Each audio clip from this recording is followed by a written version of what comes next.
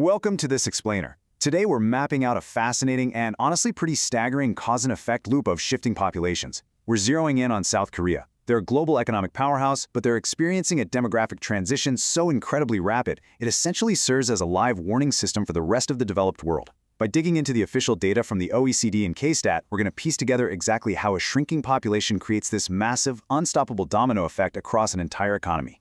All right, let's jump right into the striking figure straight from the Korean Statistics Agency, 0.72. Now, to just maintain a stable population, a country needs a replacement rate of about 2.1. So South Korea is sitting at roughly a third of that. This isn't just a slightly low number, it's a fundamental, structural contraction of the next generation. And really, it's the catalyst for absolutely everything else we're going to discuss today. And that forces us to ask a really big question. How does a demographic shift rewrite an entire economy?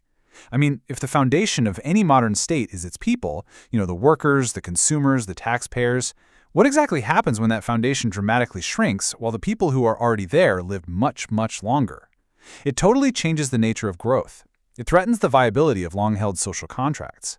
So here is our roadmap for the explainer. 1. The demographic domino. 2. The economic squeeze. 3. The pension pressure point. And 4. Analyzing official policy guidance. Let's kick things off with part 1, the demographic domino, analyzing the KStat population data. Decades ago, South Korea experienced what's known as the miracle on the Han River.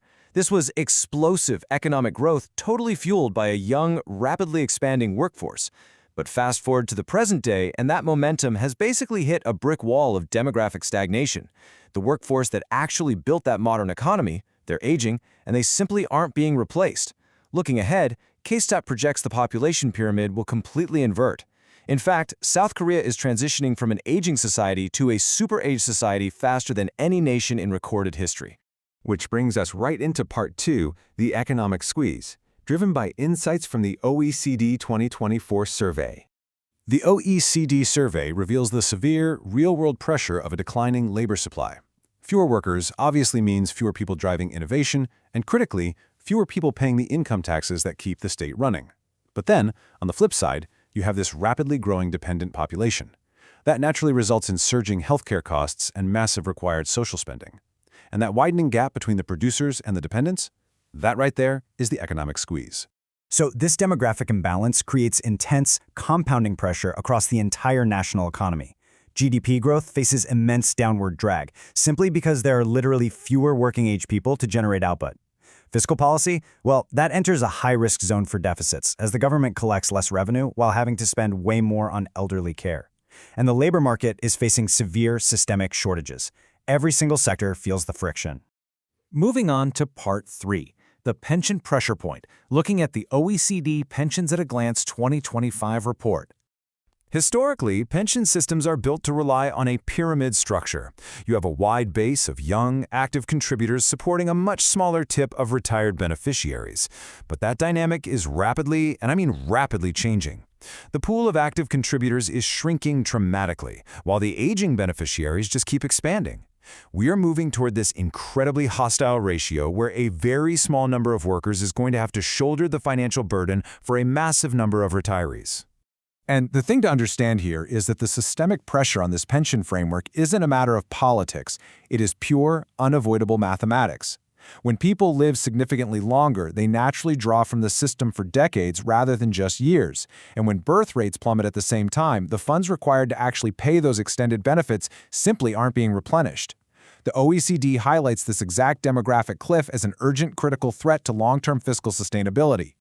Finally, we arrive at part 4, analyzing official policy guidance by synthesizing our sources.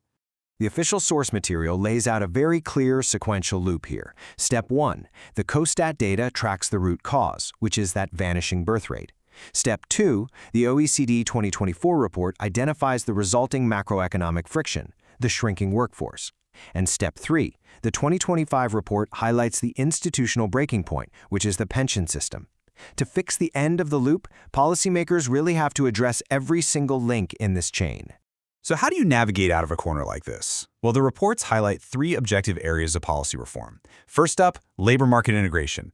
With fewer young workers coming in, economies have to deeply integrate historically underrepresented groups, like boosting female workforce participation and keeping older workers active for longer. Second, recalibrating pensions. This means adjusting the official retirement age and contribution rates just to keep the funds solvent. And finally, utilizing structural incentives for family growth, alongside strategic immigration to stabilize the overall labor supply. Because it's not just about tweaking a tax rate here or a benefit there. As the OECD makes crystal clear, adapting to an aging population requires comprehensive, structural reforms for inclusive growth. The entire societal machine was essentially built for a growing, young population. So, adapting to this new reality means retrofitting the whole shebang so that economic growth doesn't just stall out entirely. And this leaves us with the really crucial takeaway. Because South Korea is experiencing this demographic shift faster and more intensely than almost anyone else, they are the ultimate canary in the coal mine. The OECD data shows that many developed nations are walking this exact same path, maybe just a few steps behind. So taking a hard look at this data, it really makes you wonder, how prepared is your own economy for the day the population pyramid flips?